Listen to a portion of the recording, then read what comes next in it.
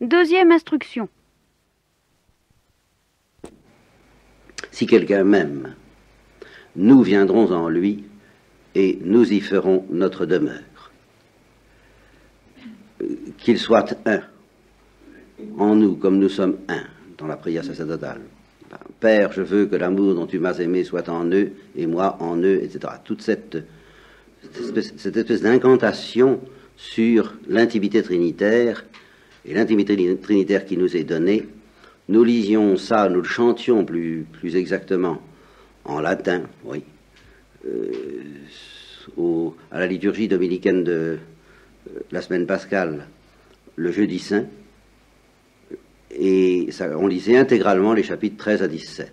C'était assez long, mais c'était comme une espèce je répète, d'incantation, et on sortait de là comme assommé, comme écrasé par ce poids d'amour éternel et au-delà de toutes les vicissitudes du temps, de la souffrance, de la mort. Là, on sentait que vraiment l'éternité pesait sur nous, planait sur nous, et ça, vous savez, je dis c'est le pont aux ânes, mais vous vous rendez bien compte que jamais, jamais nous ne le comprendrons vraiment avant l'éternité précisément, et la vision face à face. Donc, il faut tout de même vous imprégner de ces choses-là le plus possible, et d'abord par la prière. S'il y a un texte qui aide à prier, c'est celui-là. Quand on dit qu'on sert de l'évangile pour prier, ben prenez donc celui-là. Et vous ne pourrez pas ne pas vous arrêter, je dirais presque. Hein, même si vous aviez envie de le lire à la file, comme nous l'entendions à la file, l'espèce de densité et de musique qui s'en dégage fait que vous ne pourrez pas ne pas prier sur ce texte. Moi, ça me paraît impossible. Alors, faites ça, lisez-le, ruminez-le, laissez-vous prendre par lui, arrêtez-vous.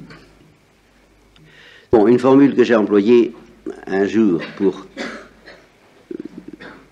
caractériser le paradoxe de ce texte, de ces textes, c'est que nous devenons tous, nous sommes invités à devenir tous, à la lecture de ces textes, ce que j'appelle une quatrième personne de la Sainte Trinité. Vous voyez, c'est d'abord la Sainte Vierge qui est une quatrième personne de la Sainte Trinité, mais c'est pas seulement la Sainte Vierge, c'est nous tous qui sommes invités à devenir la quatrième personne, et la quatrième personne a un nom, d'ailleurs, je l'ai souvent dit, elle a un nom qui varie avec chacun de nous, qui est ce nom nouveau inscrit sur un caillou blanc que personne ne connaît, si ce n'est celui qui le reçoit, un nom absolument unique.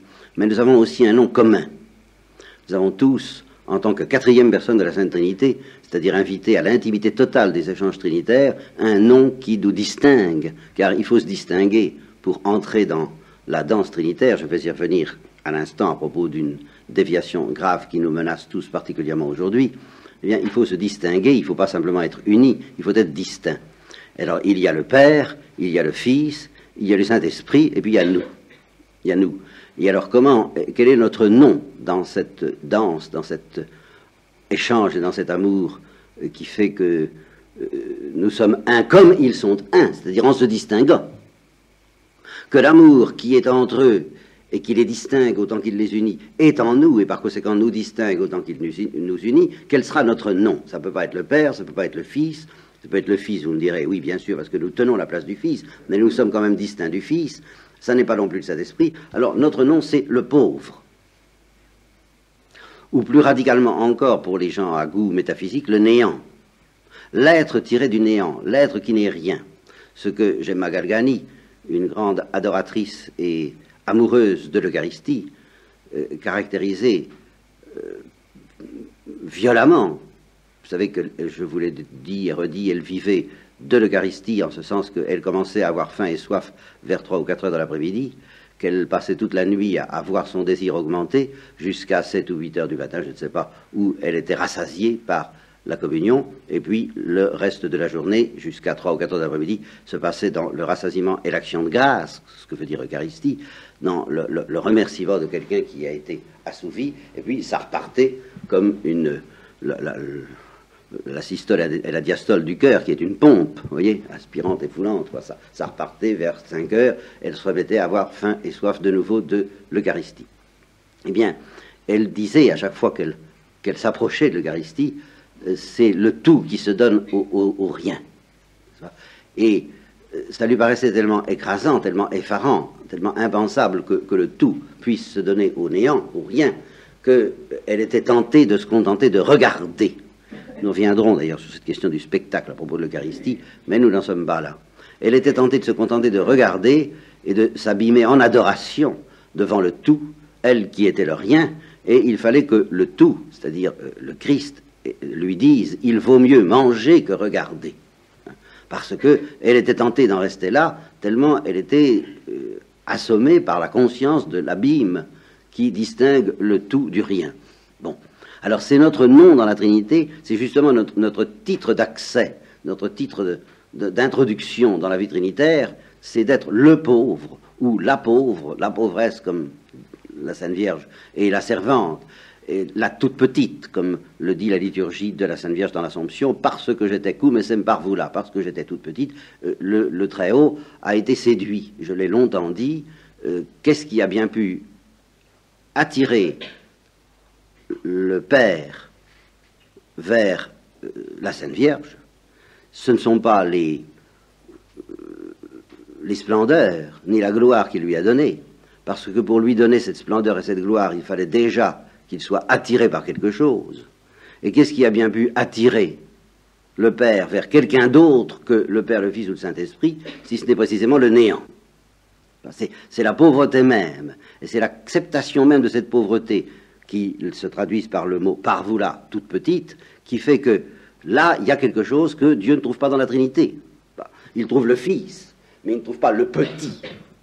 Voyez, il ne trouve pas cette petitesse. Et il se trouve que cette petitesse, je ne sais absolument pas pourquoi, il faudrait que je sois à sa place, pour le moment j'y suis pas, et j'y serai jamais en un sens, mais je verrai, comme vous verrez, nous verrons pourquoi, de toute éternité, il a plu à Dieu de se communiquer à des êtres imparfaits, parce qu'imparfaits, et séduits par leur imperfection même. Et la sainteté, enfin plutôt l'innocence, consiste à ne jamais sortir de cette certitude que rien en nous ne peut attirer Dieu que ça. Et que si nous avons le malheur d'utiliser les dons de Dieu dans l'espoir d'attirer Dieu, nous nous enflons. Et nous commençons à tomber dans l'orgueil. Si nous avons le malheur de croire que Dieu nous aime parce que nous l'aimons, nous sommes déjà perdus. Vous vous rendez compte? Nous sommes déjà perdus.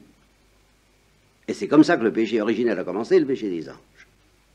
Voyez, que nous soyons heureux d'aimer Dieu en retour et en réponse à son amour, oui, c'est toujours bien de renvoyer à l'ascenseur quand on nous donne quelque chose.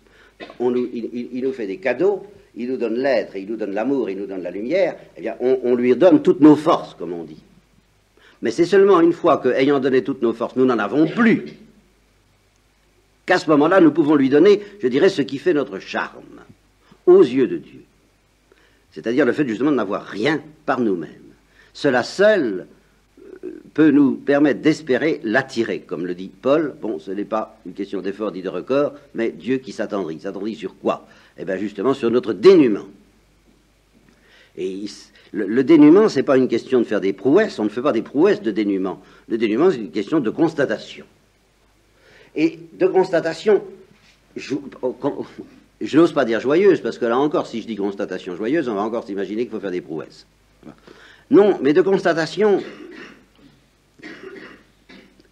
qui se réjouit à la manière dont quelqu'un qui est aimé se réjouit de n'être pas brillant, mais celui qui l'aime et qui est aimé, lui, il a toutes les qualités. Il est riche, lui. Alors, ça me suffit, moi, pauvre, de savoir que celui qui m'aime est riche. Alors je me réjouis de n'être rien. Ça, c'est la clé d'entrée dans la vie trinitaire. Hein. C'est un rappel, parce que je l'ai dit si souvent. Hein. Mais c'est un rappel avec lequel, je dirais, on ne rigole pas. Parce que c'est très exactement à partir de ça, et à propos de ça, que les anges et nos premiers parents ont péché. Ils n'ont pas su comprendre ça.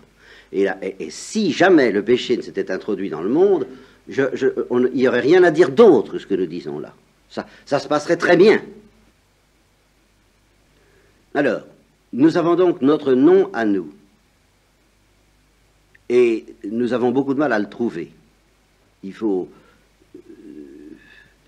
une vie entière et de nombreux combats que Dieu nous livre pour que nous acceptions de coïncider avec notre nom, de ne pas tricher avec notre nom, de ne pas en chercher un autre, de ne pas être, par exemple, mettons, un grand théologien ou un grand prédicateur. Je commence par me servir, n'est-ce pas? C'est aussi simple, n'est-ce pas?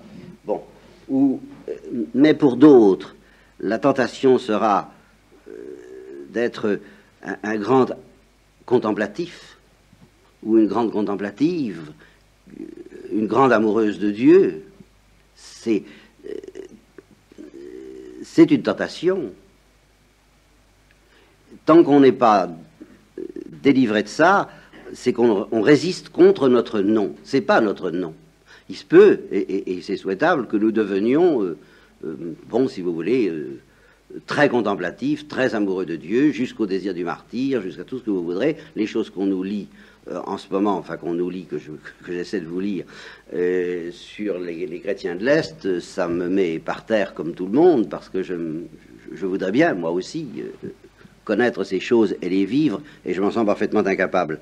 Mais je sens qu'il peut y avoir une tristesse dangereuse à constater qu'on n'est pas capable d'aimer Dieu comme ces gens de l'autre côté, parce que ça revient à oublier que notre nom, c'est celui qui n'aime pas.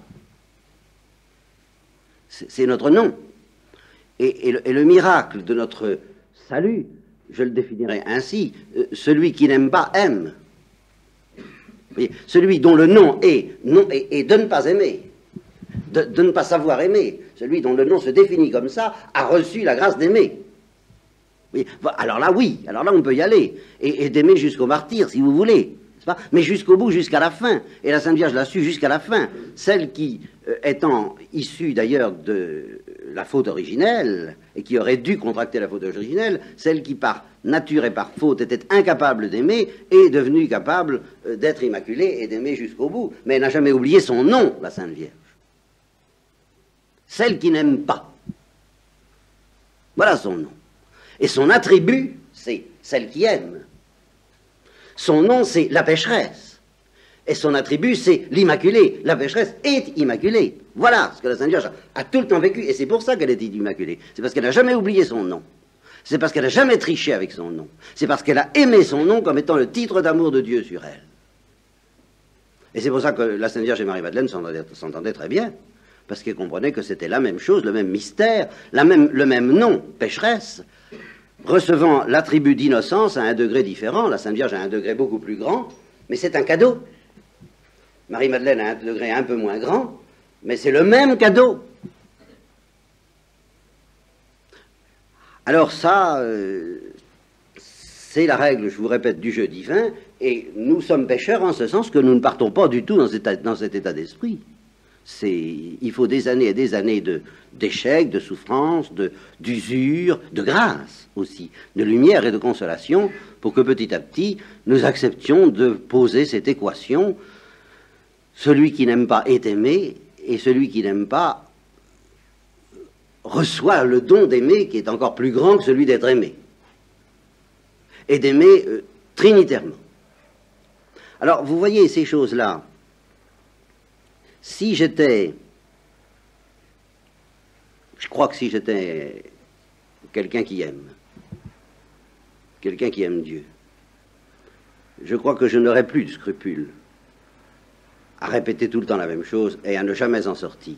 Parce que ça, je l'ai dit. Combien de fois je l'ai dit? Je n'ose plus compter. Mais je m'en fais des scrupules. Je me dis, puisque je l'ai dit et redit et re-redit, eh bien, il faudrait peut-être que je change. Et ça prouve que je suis encore un pécheur. Parce que si je n'étais pas un pécheur, je serais tellement pris et envahi par cette brûlure fantastique de cette alchimie qui fait que celui qui n'aime pas est aimé et que celui qui n'aime pas aime. Ce serait tellement fantastique cette transformation que je ne pourrais pratiquement parler de rien d'autre et que j'en arriverais à ce bienheureux radotage de Saint Jean qui répétait tout le temps « aimez-vous les uns les autres, aimez-vous les uns les autres, aimez-vous les uns les autres » et qu'on lui disait « écoute, tu nous dis toujours la même chose » et qui disait « ben oui, je vous dis la même chose parce qu'il n'y a rien d'autre à dire » et que c'est le commandement du Seigneur et que si on le comprend bien, ça suffit. Ce qui veut dire que justement, vous comprenez, quand quelqu'un vous dit mais tiens-toi droit, mais tiens-toi droit, mais tu me dis toujours la même chose, ben oui, parce que tu ne te tiens pas droit.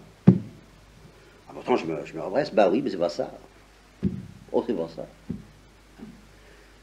Eh bien, si Saint Jean répétait tout le temps « aimez-vous les uns les autres », c'est parce que c'était une manière de dire « vous ne vous aimez pas les uns les autres ». Ah bah pourtant, vraiment, on y va, hein. Oui, non. C'est pas ça. Bon. Comprenez que votre nom est celui qui n'aime pas et que vous êtes aimé, et que c'est celui qui n'aime pas qui doit aimer, ben comprenez-le, comprenez-le, comprenez-le. Mais j'ai compris, non. Mais non, vous n'avez pas compris. Mais non. Le jour où vous pourrez dire comme Michel Garicoïtz, le bienheureux Michel Garicoïtz, me voilà dans un fossé, je vais mourir dans quelques minutes, il me reste quelques instants pour me jeter dans la miséricorde de Dieu, mon sort est... Ah, j'ai commis tous les péchés de la terre, enfin, je suis pire que le père Antoine dont on nous parlait hier soir, et je suis Judas, je suis tout ce que vous voudrez. Bon, je vais mourir, donc dans quelques instants, il me reste quelques secondes pour me jeter dans la miséricorde de Dieu. Mon sort est enviable, enviable, enviable. Bah, vous savez, tant que vous n'en serez pas là, vous ne pouvez pas dire que vous avez compris que c'est celui qui n'aime pas à qui il est donné d'aimer. Vous ne pourrez pas dire ça. C'est toujours à recommencer. Et aussi bien pour moi que pour vous. Et quand on a vraiment compris ça, là, en effet, je crois qu'on n'est pas loin du royaume des cieux, comme dit le Christ. Pas loin. Peut-être pas encore tout à fait, mais vraiment pas loin. Donc, je devrais, si j'étais justement ce que je rêve que Dieu me donne, complètement emporté par l'amour de Dieu, je ne me casserais pas la tête pour dire autre chose. Je me contenterais de répéter ça indéfiniment sur tous les airs, quitte à ce que vous en ayez plein le dos. Ça me serait complètement égal. Ça me serait complètement égal parce que je me dirais, bon, bah, ceux que le Saint-Esprit anime, écoute, ceux que le Saint-Esprit n'anime pas, je prie pour eux, mais je ne peux rien faire d'autre que de répéter toujours, aimez-vous les uns les autres et soyez pauvres. Soyez pauvres, soyez pauvres, soyez pauvres. Vous ne serez jamais assez pauvres. Vous ne saurez jamais même ce que ça veut dire. Et celui qui sait ce que ça veut dire, bah, c'est la béatitude, la grande béatitude, bienheureux les pauvres en esprit, les pauvres spirituellement, ceux qui auront accepté de coïncider avec leur pauvreté métaphysique, celle dont j'avais parlé l'année dernière. Bon, ça, vraiment, ça n'est jamais fini. Bon, et ceci dit, parce que, justement, je ne suis pas du tout envahi par l'amour de Dieu, je parle d'autre chose. Cette intimité trinitaire, ce n'est pas une autre raison d'en parler et d'en reparler avant de revenir à ce mystère du Christ et de l'Église, qui est plus difficile, en fin de compte, et qui suppose bien assimiler ce mystère de l'intimité trinitaire. Je m'aperçois qu'une des raisons pour lesquelles il faut en reparler, c'est pas seulement celle que je viens d'évoquer, que je souhaiterais, à savoir le bienheureux radotage de ceux qui brûlent, mais c'est aussi qu'il y a de singuliers dangers qui menacent l'intelligence de cette chose chez les chrétiens. Et en particulier, un danger qu'il faut bien que je signale, un danger qui vient pas tellement de l'hindouisme lui-même que d'une certaine diffusion de l'hindouisme aujourd'hui, qui se fait selon des normes plus occidentales qu'orientales en fin de compte, mais enfin peu importe. Si la question vous intéresse, il y a un ouvrage que je vous signale, qui n'est pas très facile d'accès, mais qui va au fond des choses, et il n'y en a pas tellement qui vont au fond des choses. C'est un ouvrage de Cutat, C-U-2-T-A-T, qui s'appelle Expérience chrétienne et spiritualité orientale, que vous trouverez dans la collection Foi vivante, donc qui est relativement accessible. Il y a aussi les ouvrages de Zener, dont je vous ai déjà parlé, Z-A-E-H-N-E-R, qui est un professeur anglais de religion comparée, qui connaît bien son affaire. Il y a deux ouvrages importants sur ce sujet. L'un, c'est Inde, Israël, Islam. L'autre, c'est l'hindouisme, tout simplement.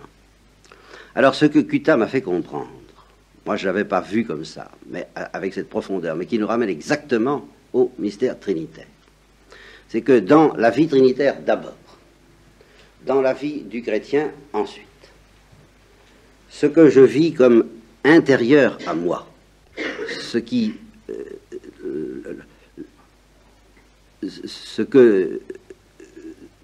atteint en moi, dans mon âme, dans mon cœur, une densité d'intimité infinie ou d'intériorisation infinie, eh bien, c'est ce que Cutat appelle, et ça c'est tout à fait dans la tradition chrétienne, l'autre en tant qu'autre. Voilà. C'est-à-dire que l'intériorité ne fait pas disparaître et qu'elle accentue au contraire la distinction. Et là, vous reconnaissez le mystère trinitaire. Vous voyez, le Père est intérieur au Fils, infiniment. infiniment plus que vous ne serez jamais intime à vous-même. Mais le Fils et le Père sont intimes l'un à l'autre en tant qu'autres. C'est-à-dire que tout en étant vivant à l'intérieur de l'autre, ils ne cessent pas de se regarder réciproquement et par conséquent de dialoguer. L'intériorité ne nuit pas au dialogue, au contraire. Le dialogue n'est parfait que dans l'intériorité. Et quand on dit que l'amour courtois est une invention du Moyen-Âge et qu'une certaine manière de concevoir l'amour humain est une invention du Moyen-Âge, ça vient à dire qu'une certaine manière de concevoir l'amour humain est un don direct de la révélation trinitaire. Je pense qu'il faut aller jusque-là. Parce que cette manière de vouloir vivre l'amour humain, en étant parfaitement et totalement intérieur l'un à l'autre, mais en tant qu'autre, c'est-à-dire en se respectant, et en espérant que cette unité, justement, ne va pas nuire à l'ineffabilité du nom de l'autre. C'est ce qu'il a, comme le dit Cutat, c'est ce que l'autre a de plus incommunicable qui me devient intérieur, par l'amour et par la vie et par la connaissance et par la lumière. Cela même qu'il a de plus incommunicable, c'est-à-dire son moi, sa personnalité la plus intime.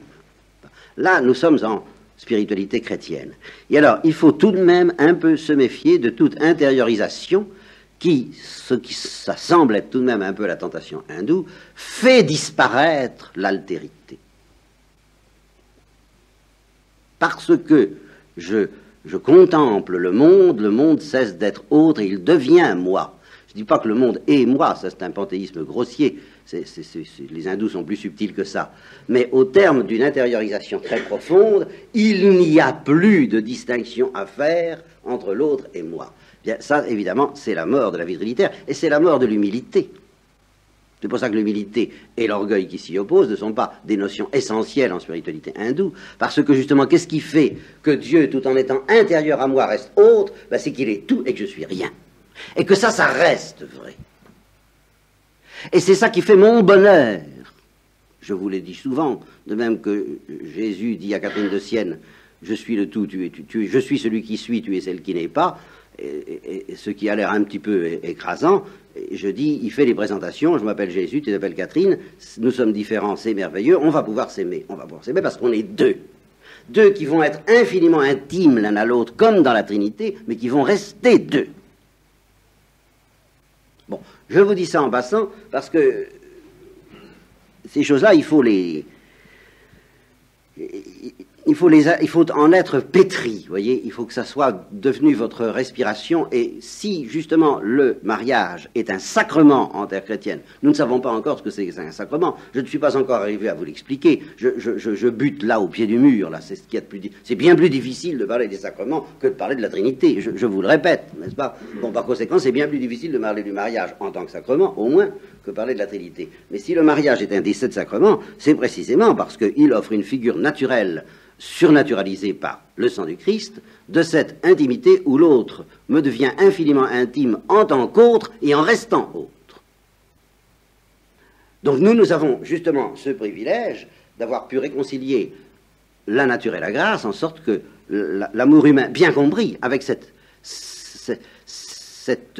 privilège d'être une flèche qui cherche à atteindre la substance de l'autre, vous comprenez, qui ne se repose pas dans de bons échanges, si agréables soient-ils. Voilà, c'est ça le fond de l'affaire.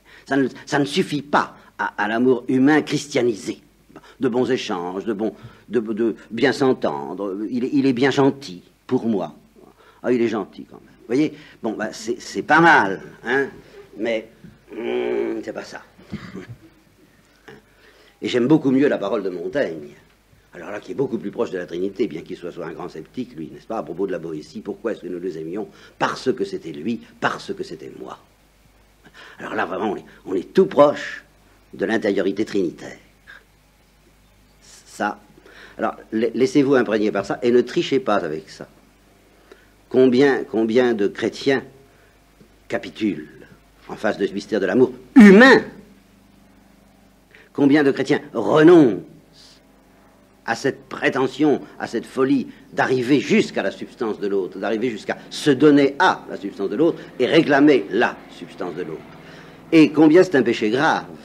Je ne dis pas que je sais que la prétention de posséder ou de se donner entraîne facilement d'autres péchés graves, n'est-ce pas? Bien sûr. Hein. Bon, l'idolâtrie et la passion sont des choses fort dangereuses. Enfin, ce sont des dangers qu'on connaît.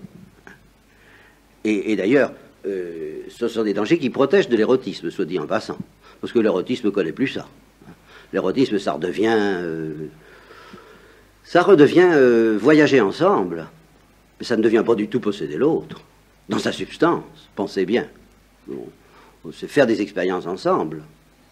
D'une manière plus ou moins dingue, mais enfin, c'est toujours faire des expériences ensemble. C'est pas la pénétration de l'autre. Alors, la pénétration de l'autre dans sa substance, ça peut donner lieu à l'amour-passion avec tous ses dangers. Bon, ben d'accord, ben ça, on connaît, c'est vrai, mais combien d'hommes et combien de femmes ont été amenés à Dieu précisément comme la Samaritaine ou comme Marie-Madeleine? Ah, si tu étais chaud ou froid. Parce que ça, c'est tout de même la source d'une chaleur, cette passion de posséder et de se donner. Hein, c'est de là que ça vient. Bon. Ouais. Eh bien, tout ça pour vous dire que entre Jésus et Marie, à Nazareth, pendant 30 ans, ben, il y a eu ça. Il y a eu ça à un tel degré que justement la question que je vais poser, et que je commencerai à peine à aborder ce soir, comme toujours,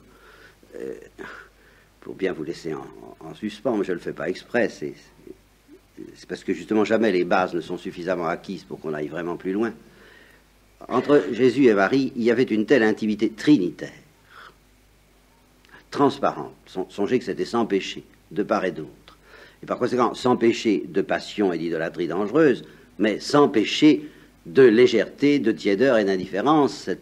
C'était vraiment une interpénétration trinitaire qu'ils ont vécue, et avec Saint Joseph aussi, en permanence. La Sainte Famille était vraiment l'image visible et incarnée de la famille éternelle, de la famille trinitaire. Ils ont vécu ça. Bon.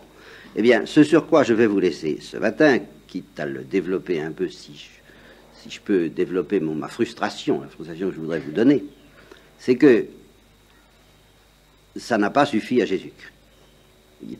Il manquait quelque chose à cette intimité. Voilà. Alors on peut vraiment se demander quoi? La vision face à face, bien sûr, mais c'est pas de ça que je parle, c'est pas ça que je vise.